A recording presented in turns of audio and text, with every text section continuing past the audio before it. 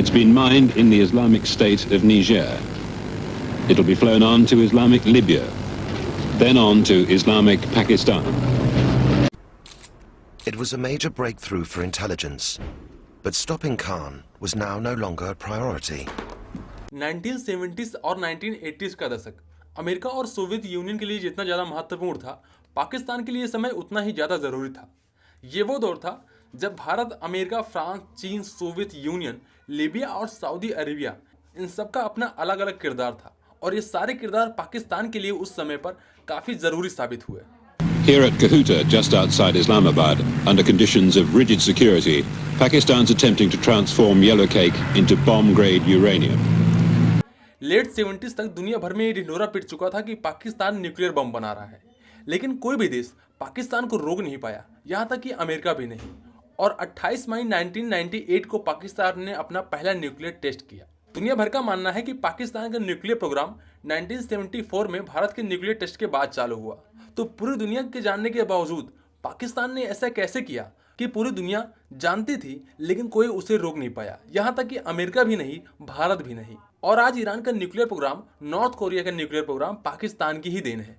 और अभी भी पाकिस्तान की पॉलिटिक्स और आर्मी के अलावा कई ऐसे टेररिस्ट ग्रुप हैं जिनका इन्फ्लुएंस पाकिस्तान में सीधे तौर पर है। तो पाकिस्तान में न्यूक्लियर बम का होना किसी बड़े खतरे से कम नहीं है और ये सिचुएशन 1970s में भी थी, फिर भी कोई भी देश पाकिस्तान को रोक नहीं पाया। तो ये सब कुछ कैसे हुआ? आखिर पाकिस्तान ने पूरी दुनिया से बचते बचाते कैसे न्यूक्लियर बम तक अपनी पहुंच बनाई? ये वीडियो, ये स्टोरी आज इसी बारे में है। पाकिस्तान का न्यूक्लियर प्रोग्राम कोई आम प्रोग्राम नहीं था। जब जुल्फिकार अली भुट्टो ने कहा था कि अगर भारत न्यूक्लियर बम बनाता है तो पाकिस्तान भी बनाएगा, इसके लिए भले ही पाकिस्तान को घास की रोटी खानी पड़े, भूखे पेट सोना पड़े। और इस स्टेटमेंट के 3 दशक बाद पाकिस्तान ने अपना पहला न्यूक्लियर टेस्ट किया था, जिसके लिए पाकिस्तान ने चोरी की, जासूसी का एक वैश्विक नेटवर्क बनाया, चीन से टेक्नोलॉजी ली, अमेरिका की नीति भी बदली गई। मतलब साम दाम दंड भेद, वो सारी चीज़ें की गई जो गैर कानूनी थी, जिसे नहीं करना चाहिए था। वैसे तो पाकिस्तान में न्यूक्लियर टेक्नोलॉजी की शुरुआत 1950s में चालू हुई थी, लेकिन सिविलियन पर्पस के लिए, वो भी नाम मात्र के लिए। लेकिन ये वो समय था जब अमेरिका कई पाकिस्तानी साइंटिस्टों को ट्रेनिंग दे रहा था, लेकिन ये भी एक नाम मात्र की औपचारिकता थी। और जब हम बात करने वाले हैं पाकिस्तान के न्यूक्लियर प्रोग्राम के बारे में, तो कई सारी चीज़ें एक साथ में मैं आपको बताऊंगा, जैसे कि वहाँ की पॉलिटिक्स, इंडिया के पॉलिटिक्स उस समय पर कैसे थी और अमेरिका की पॉलिटिक्स कैसे थी, क्योंकि ये सारी चीज़ें एक दूसरे से कनेक्टेड हैं। कई ऐसा समय आया था जब इंडिया की पॉलिटिक्स उतनी ज़्यादा कमज़ोर थी कि हम पाकिस्तान के न्यूक्लियर प्रोग्राम को रोक नहीं सके। यही हाल अमेरिका का भी था और ये सारी बातें आज के वीडियो में हम कवर करने की कोशिश करेंगे। तो आपसे एक रिक्वेस्ट है कि आप समय पर ध्यान दीजिएगा, नाम पर नहीं, क्योंकि नाम याद रखना आपके लिए ज़रूरी नहीं है जितना कि समय है कि कौन से समय पर कौन सी घटनाएं हुई हैं। और इन घटनाओं में सबसे बड़ी घटना थी दिसंबर 1965 में, जब पहली बार जुल्फिकार अली भुट्टो मुनीर अहमद खान से वियना में मिले थे। Munir Ahmad Khan international atomic energy agency के एक साइंटिस्ट थे और उन्होंने पहली बार जुल्फिकार अली भुट्टो को बताया कि इंडिया न्यूक्लियर प्रोग्राम चला रहा है न्यूक्लियर बम बनाने के लिए।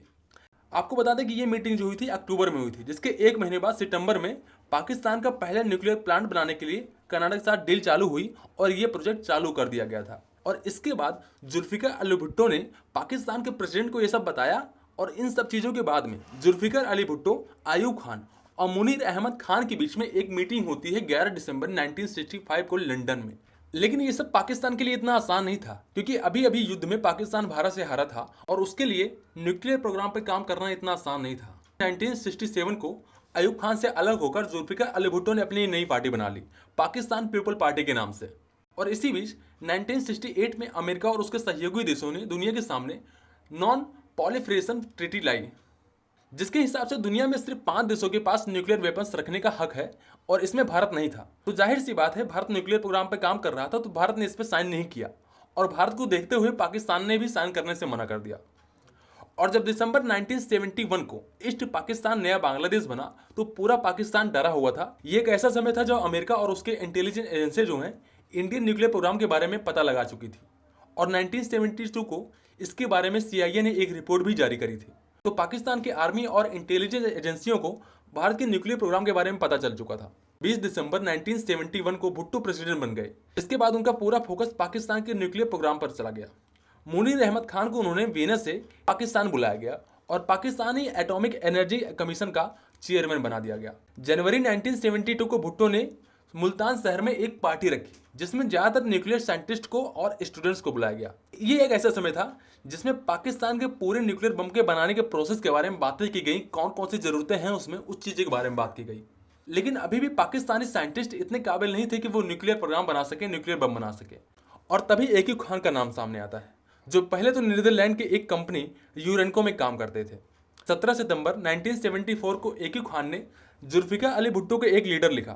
कुछ बातें उसमें शेयर की गई उनके द्वारा, जिसके बाद दिसंबर 1974 को AQ खान जुल्फिकार अली भुट्टो से मिलते हैं, जिसमें भुट्टो ने AQ खान को पाकिस्तान आकर काम करने की सलाह दी।